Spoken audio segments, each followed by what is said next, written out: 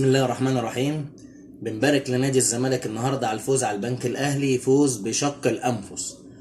وطبعا بنقول هارد لك للجنه الحكام والمنظومه التحكيميه، اللي مش عايز اقول لفظ خارج، بس هي منظومه تحكيميه مش متواجده في كل الدول، لا الافريقيه اللي هي دول ملهاش لازمه في كره القدم، ولا الدول العربيه ولا الدول العالميه. صراحه لجنه حكام سيئه جدا.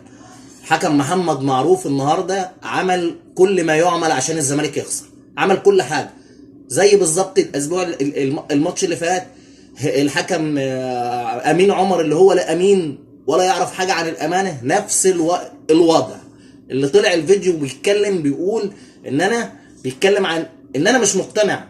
الفيديو بيقول له الكره جوه منطقه الجزاء. النهارده بقى الحكم محمد معروف عمل عكسه تماما،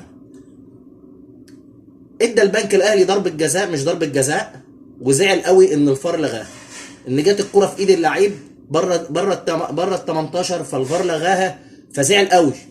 بعدها ما فيش دقيقتين ثلاثه حسب فاول وكارت احمر لا يمس بالكارت الاحمر بشيء ولا فاول. لعيب بكريم بامبو عدى من محمد عواد، ومحمد عواد ما لمسوش خالص، ورجل كريم راحت خابطه فيه وهو بيجري. حتى لو تلاحظوا لو كان مسؤول الفار او حكم الفار وراله كمان وهو بيجري انه وقع بعد ما جري بثلاث خطوات، يعني اللعيب ده لو اتشنكل كان وقع على طول بعدها، انما ده بعدها بثلاث خطوات بيجري ورايح للجون وقع. ما شفتش منظومه بمنتهى الحقاره زي منظومه التحكيم المصري. الماتش اللي فات 9 دقايق وقت ضايع عشان الزمالك ما يكسبش، وكورنر من وحي الخيال. حتى ضربه الجزاء اللي الفار قال له تعالى شوف وشاف بيقول لك انا مش مقتنع، مع انها جوه. انت مالك تقتنع ولا غير مقتنع؟ النهارده الحكم عمل العكس تماما. النهارده الحكم عمل كارت احمر، اصر عليه مع ان الفار استدعاه وشاف الكوره 5 دقايق. الحكم راح شاف الكوره 5 دقايق، لو كان متاكد بنسبه 50% كان الحكم كارت الاحمر طبقه، لكن راح شاف مره و22 مره واقف قدامه. دليل قاطع ان الكوره ما فيهاش حاجه ومشكوك فيها خالص، وما فيهاش حاجه. كانت بانت من اول لقطه، كانت بانت من تاني لقطه، هم جابوها له من كذا لقطه. حتى وهو رايح انا قلت مش هيحسب كارت احمر، ما فيهاش حاجه. انا شايفها مره واثنين ما فيهاش حاجه والناس شايفاها، لكن الحكم طلع الكارت احمر. لكن إرادة ربنا فوق كل شيء. الزمالك ينزل الشوط الثاني زي الأسبوع اللي فات، ما كان متأخر ب3 أهداف وعوض وجاب 4 في شوط.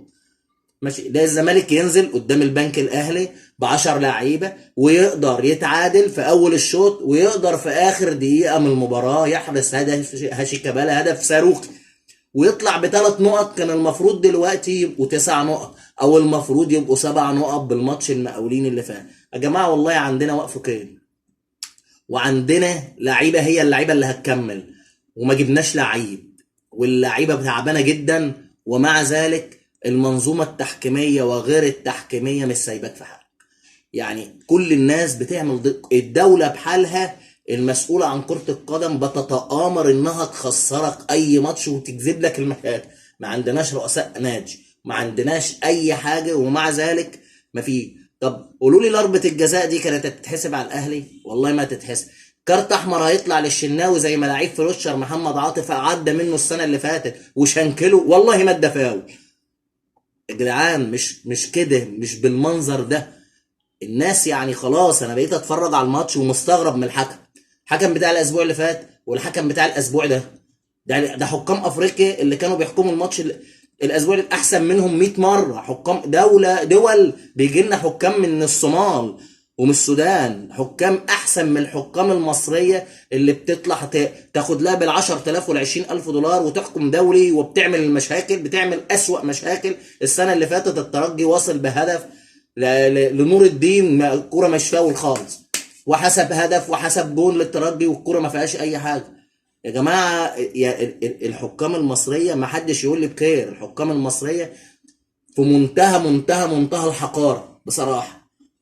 يعني اما تجيبوا الماتش كده، لو المنافس جاب الماتش واتفرج عليه ايه اللي بيحصل ده، ايه الحكام اللي بيعملوه ده في الزمالك، والزمالك بالذات الماتشات ده 3 ماتشين للزمالك نفس الوضع.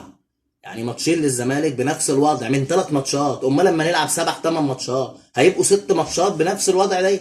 ماتش المقاولين نفس الوضع، الحكم مش مقتنع ان دي ضربه جزاء وحسب دقايق زياده. نفس الحكم السنه اللي فاتت حارس مرمى اسوان ضيع 3 دقايق من الوقت بدل الضايع، والراجل مدي 7 حسب 7 و7 ثواني.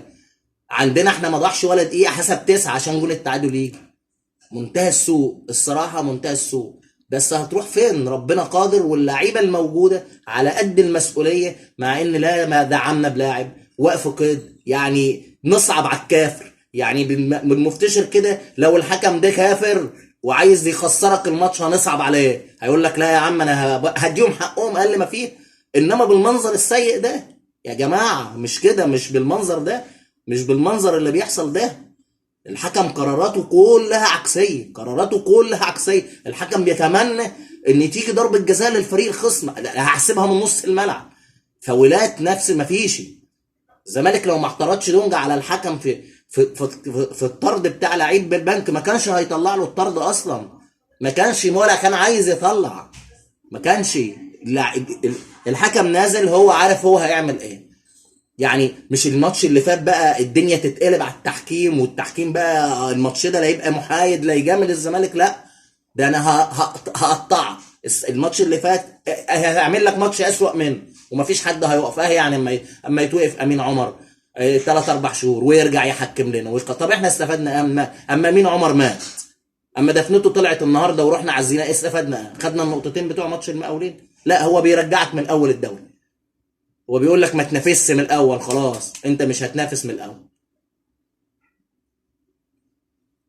مش عارفين نقول للتحكيم المصري في ال3 ماتشات ايه.